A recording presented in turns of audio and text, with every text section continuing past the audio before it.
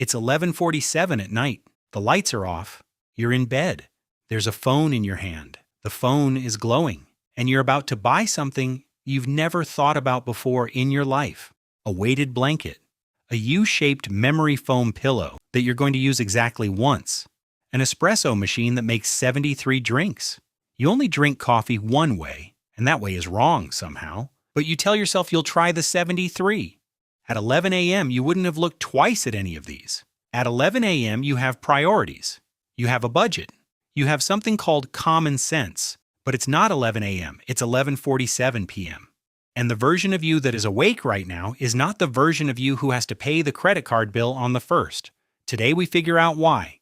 There's a line in behavioral neuroscience that took me a long time to take seriously. By 10 p.m., you are not the same person who woke up that morning. Same body, same name, same Apple ID, different brain, or more accurately, a different part of the brain making the decisions. Most people think 11 p.m. purchases are about loneliness, or boredom, or the algorithm targeting you, or having had 2 glasses of wine, or just plain no self-control. Some of that is true. None of it is the actual mechanism. The actual mechanism is that the part of your brain that says no, the part that resisted 3 things at lunch, and the thing your boss said in the 4 p.m. meeting, that part has run out of fuel. And the part of your brain that says yes, please, is in there alone with full battery, playing your phone like a video game. There's a name for what's happening. There's a famous experiment proving it. And there's a psychologist who, somewhat accidentally, made a discovery about cookies and radishes that explains every dumb purchase you've ever made after dark. His name was Roy Baumeister. The year was 1998, and the experiment is one of those things where you read it and think, you cannot have actually done this to humans. Baumeister's team brought subjects into a small room. The room had a table. On the table were 2 plates. One plate had warm, fresh-baked chocolate chip cookies. The whole room smelled like a bakery. The other plate had radishes. Just radishes. Several radishes sitting there on a plate like radishes sometimes do. Half the subjects were told, eat the cookies, don't touch the radishes. The other half were told, eat the radishes, don't touch the cookies. Then the experimenters left the room. For 5 minutes, the radish group sat alone in a small room that smelled like cookies, eating radishes, looking at the cookies, not eating the cookies. This was a real experiment, conducted on real humans, funded by a real university. Then the experimenters brought everyone into a different room. Same group, different test. They were given an unsolvable puzzle and told to keep working on it as long as you need to. Nobody told them the puzzle was unsolvable. That part was the trick. The cookie group worked on the puzzle for an average of 19 minutes. The radish group quit after 8. Same brains. Same puzzle. The only difference was that one group had spent the previous 5 minutes resisting cookies, and that single act of resistance had drained something that they needed for the next task. Baumeister called it ego depletion. The newer term researchers use is decision fatigue, but the underlying idea is the same. Self-control is not a personality trait. It's a resource, and the resource runs out. The radish people had used theirs up on radishes. Think about your normal day. You weren't sitting in a room with cookies, but you were doing something cognitively similar. You woke up, you decided what to wear instead of staying in pajamas. That was a decision. You decided what to eat for breakfast. Decision. You decided whether to check your phone right away or let it wait. Decision. You decided whether to bring coffee from home or buy one at the place that costs $5. You decided what to text back. You decided to skip the gym. Then you decided to feel guilty about skipping the gym. That's a separate, free decision your brain throws in for you. You went to work. You decided not to argue when your coworker took credit for your idea. You decided not to send the email you really wanted to send. You decided to sit through a meeting that should have been an email without saying out loud, "This should have been an email." You decided to not check Instagram during the meeting. Then you decided to check it anyway. Then you decided to feel bad about that. 3 decisions in 8 seconds. By the time you got home, you had made, by some research estimates, around 35,000 small decisions. Every single one of them used a tiny piece of the same resource you would need at 11 p.m. to say, "I don't need the spiralizer." By 11 p.m., your prefrontal cortex, the part of the brain that runs every no-don't, every put the phone down, Every "don't say what you really want to say in this meeting" is, in scientific terms, off duty. It is leaning against the back wall. It is holding a glass of wine. It is not on the sales floor. Meanwhile, your limbic system, the part that says, "yes, please, ooh, shiny," has been napping all day. It is fully charged. It walks up to your phone, takes the wheel, and orders the spiralizer in 2 clicks. Now here's where this gets a lot less funny. In 2011, a research team led by Shay Danziger studied parole hearings in Israel. They looked at 1,112 hearings conducted by 8 different judges over a 10-month period. They wanted to know if the time of day a hearing happened affected the outcome. It did. A lot.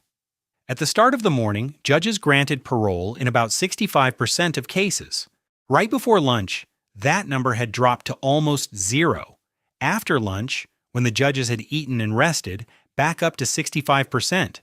Then it declined again through the afternoon. By the end of the day, almost nobody got parole. Same judges, same legal system, same crimes in many cases. The only difference was when in the day, the case happened to be heard. There were people sitting in prison cells who would have been released if their hearing had been at 10 a.m. instead of 4 p.m.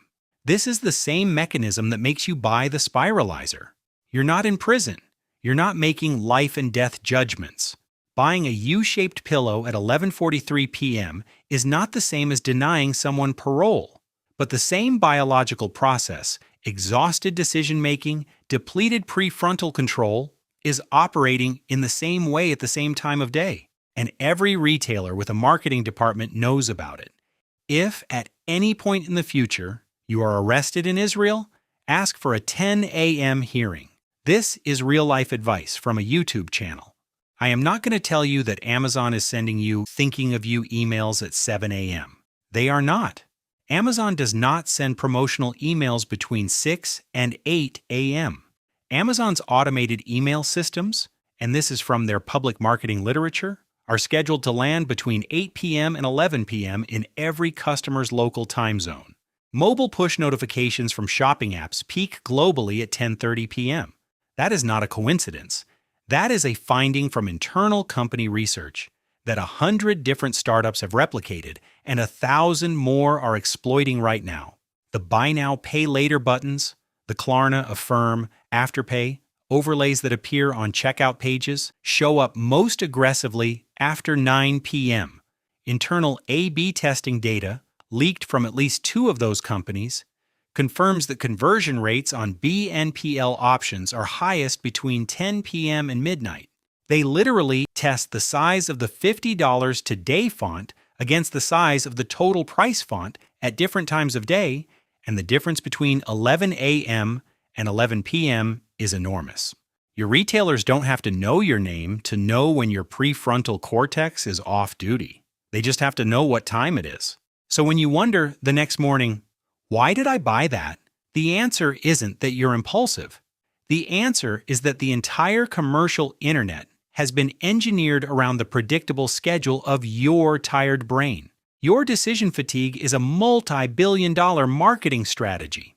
There is a meeting happening somewhere right now where someone is being paid a lot of money to figure out exactly how to land a notification on your phone at 11:43 p.m.